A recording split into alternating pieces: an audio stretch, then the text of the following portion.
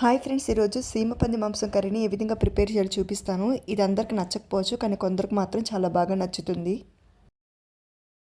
ముందుగా ప్యాన్లో ఆయిల్ వేసుకొని ఆయిల్ హీట్ చేసుకోవాలి. ఆయిల్ హీట్ అయిన తర్వాత ఆనియన్స్ వేసుకొని బాగా ఉడికించుకోవాలి. ఆనియన్స్ ఫ్రై అయిన తర్వాత పచ్చిమిర్చి వేసుకొని ఫ్రై చేసుకోవాలి. 1/2 టీ స్పూన్ పసుపు వేసుకొని వేయించుకోవాలి. 1 టేబుల్ స్పూన్ అల్లం వెల్లుల్లి పేస్ట్ వేసుకొని పచ్చివాసన పోయే వరకు ఉడికించుకోవాలి.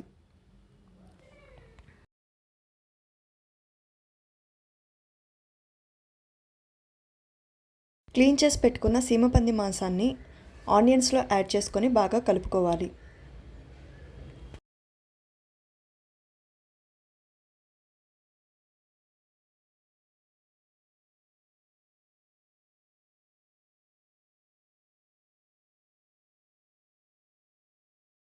ఐదు నిమిషాలు కలుపుతూ ఉడికించిన తర్వాత మూత పెట్టుకొని 15 నిమిషాలు ఉడికించుకోవాలి.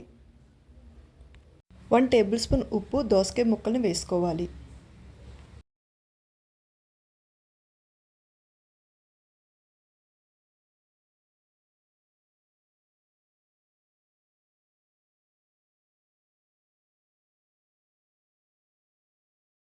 వన్ టేబుల్ స్పూన్ కారం వేసుకొని ముక్కలన్నిటికీ పట్టేలాగా గరిటెతో కలుపుకోవాలి.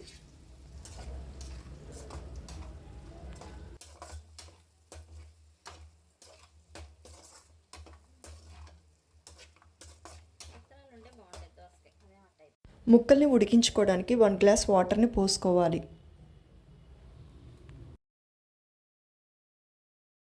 మళ్ళీ మూత పెట్టి 5 నిమిషాలు ఉడికించుకోవాలి. 5 నిమిషాల తర్వాత అయితే ఈ విధంగా ఉడుకుతుంది.